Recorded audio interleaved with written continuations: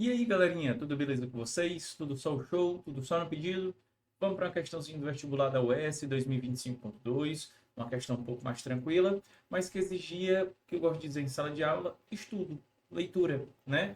Se você só está fazendo aqui questão, resolvendo, fazendo continhas e tudo mais, você acaba, às vezes, perdendo a oportunidade de resolver uma questão um pouco mais tranquila que nem essa, que bastava literatura, no sentido mais geral, né? Estudar, ler, né? Então, olha só. No estudo da termodinâmica, o modelo do gás ideal é amplamente utilizado para descrever o comportamento dos gases em diferentes condições. Esse modelo se baseia em algumas suposições fundamentais que simplificam a análise dos sistemas gasosos. A seguir, apresentam-se três afirmações sobre o gás ideal, que também é conhecido como gás perfeito, né?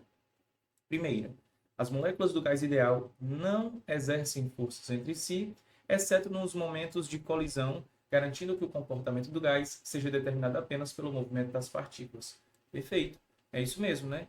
Uma das condições que a gente tem que assumir é que entre as moléculas do gás não vai ter nenhum tipo de interação, nenhum tipo de força gravitacional ou intermolecular de modo geral, né? A gente vai basicamente considerar que entre colisões entre duas partículas ou uma partícula e as paredes, né, do recipiente, as moléculas vão se mover em movimento retilíneo e uniforme, né, livre da ação de qualquer força sobre elas. Bom, só vai ter força quando ocorrer a colisão, né? Vai ter ali um par de ação e reação, uma troca de forças internas, mas durante o movimento em si não vai ter, tá bom? Então a primeira está correta. Segunda, as partículas que compõem o gás ideal são consideradas pontos materiais, ou seja, possuem massa, mas seu volume próprio é insignificante quando comparado ao volume total do recipiente que as contém. Tá certo também, né? Outra maneira de falar isso é dizer que as distâncias percorridas por elas entre as colisões vão ser muito maiores do que as dimensões delas, das partículas, né? Que é uma maneira diferente de falar o que está escrito aí, né? A gente vai considerar que elas são muito pequenas em relação ao espaço que elas ocupam. Então, de fato, a gente vai considerá-las como pontos materiais, partículas, corpos puntiformes, né? Que são corpos que as dimensões não vão importar devido ao fato de serem muito menores do que as dimensões do ambiente em que elas estão imersas, né?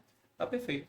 E terceira, as colisões intermoleculares, bem como as colisões entre as moléculas do gás com as paredes do recipiente, são perfeitamente elásticas. Está correto também. A gente considera que todas essas colisões são perfeitamente elásticas, ou seja, elas colidem e não ficam grudadas, por isso elásticas, e não há perda de energia, por isso perfeitamente elásticas, né? Então estão corretas as afirmativas 1, 2 e 3. As três afirmativas estão corretas, né?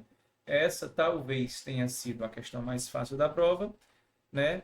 Mas, obviamente, se você não tiver a prática da leitura, do estudo de modo geral, você vai acabar não conseguindo fazer essa questão, tá certo? Pois, gente, curte aí, compartilha, até a próxima. Tchau.